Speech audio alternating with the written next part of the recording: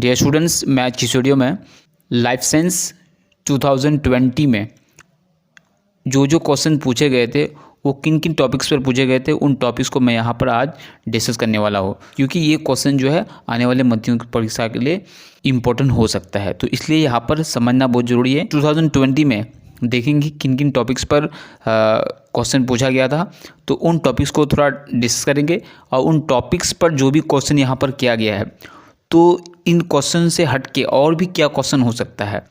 तो आप लोग को ज़्यादा PYQ सॉल्व नहीं करना होगा। क्यों नहीं करना होगा? क्योंकि ज़्यादा PYQs है नहीं, क्योंकि 2017 से जो अलग क्वेश्चन पैटर्न है तो 2017 से लेकर के आप लोगों को 2020 तक तैयारी करनी है PYQs। ओके, तो आप लोग ध्यान से यहाँ पर समझने की कोशिश करें कि 2020 में लाइफ साइंस के क्वेश्चन पेपर में क्या क्या क्वेश्चन पूछा गया था। तो सबसे पहले देखिए, टॉपिक 1 है difference between mitotic and meiotic cell division in animals. तो यहाँ पर डिफरेंस लिखना है mitotic cell division and meiotic cell division, that means mitosis and meiosis.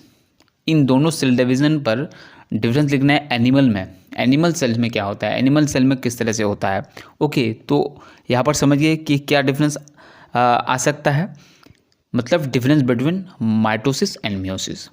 Okay, तो यहाँ पर जो डिफरेंस है तो डिफरेंस भी डिफरेंस तरीके से आएंगे। क्यों ऐसा? क्योंकि डिफरेंस जो भी आएंगे उनमें कुछ पैरामीटर्स रहेंगे, कुछ फीचर्स रहेंगे कि इन फीचर्स पर या इन पैरामीटर्स पर ही डिफरेंस लिखना है। तो वो भी आप लोगों को समझना है, ऐसे कुछ भी डिफरेंस नहीं लिखना है जो आप लोगों को पता है। तो वहाँ पैरामीटर में देखना है कि कौन कौन पॉइंट हम लोगों को लिखना पड़ेगा, कौन कौन पॉइंट जो है यहाँ पर डिस्कस करना पड़ेगा, किस पॉइंट के हिसाब से लिखना पड़ेगा। ओके, ये समझना है। दूसरा टॉपिक है changes in senescence phase of human development. तो ह्यूमन डेवलपमेंट के 5 फेजेस है, उनमें से सेनेशन ही ये लास्ट फेज है। तो इस फेज में क्या होता है, मतलब ये बुढ़ापा का फेज है।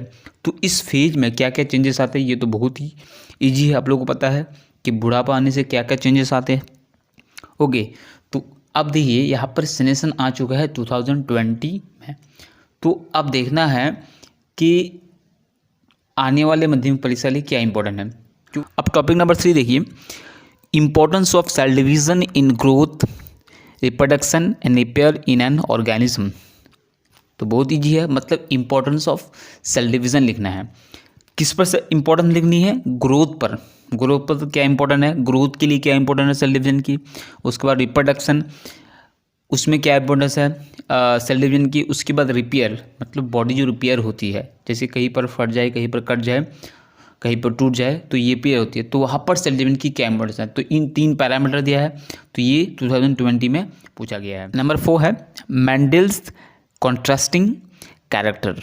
कॉन्ट्रास्टिंग कैरेक्टर मतलब ऑपोजिट कैरेक्टर्स, उनके बारे में आप लोगों को जानना है। तो कॉन्ट्रास्टिंग कैरेक्टर, कितने कॉन्ट्रास्टिंग कैरेक्टर उसने सेलेक्ट किया था? 7 कैरेक्टर। तो उनके बारे में याद रखना है, तो उनके बारे में आया था एग्जाम में। उसके बाद देखिए 5 first law of heredity. First law of heredity तो आप लोगों को देखना है कि 2022 में कौन सा लॉ आया है। जो आया है उसको छोड़कर, क्योंकि दो लॉ दिया था उसने, first law of heredity, second law of heredity. Number 6 incomplete dominance in four o'clock plant. तो इनकम्प्लीट डोमिनेंस ये भी एक कॉन्सेप्ट है जो मेंडल ने दिया था। तो ये फोरोक्लोक प्लांट में होता है, तो पूरी तरह से यहाँ पर एक्सप्लेन करना होगा। तो ये 2020 में आया था, तो इसका मतलब ये बाकी जो बचा है उस चैप्टर में उसको आप लोगों को पढ़ना है। उसका नंबर 7 है scarcity of ground water. Ground water की जो स्कैर्सिटी मतलब कमी हो जाना, क्यों कमी होती है इसके बारे में याद रखना है। तो उसके बाद number 8 role of biodiversity in maintaining the balance of ecosystem of a river. तो यहाँ पर है रोल ऑफ बायोडाइवर्सिटी। बायोडाइवर्सिटी की क्या रोल है इन maintaining the balance of ecosystem of a river. River की इकोसिस्टम को बैलेंस करने में बायोडाइवर्सिटी का क्या रोल है। Number 9 Darwin theory of evolution. Darwin theory of evolution तो ये आया था 2020 में। तो ये अब बचा क्या, लामार्क की जो थ्योरी है उसको याद रखना है आप लोगों को। तो ये भी पढ़ना है, तो दोनों ही पढ़ना है, क्योंकि जो 2022 में जो एग्ज़ाम हुआ तो ये तो रिड्यूस सिलेबस में था, तो इसलिए आप लोगों को ये भी पढ़ना है, Darwin theory and Lamarck theory. जो एवोल्यूशन पर है, दोनों को आप लोगों को पढ़ना है। नंबर 10 है the major revolutionary event as the origin of life.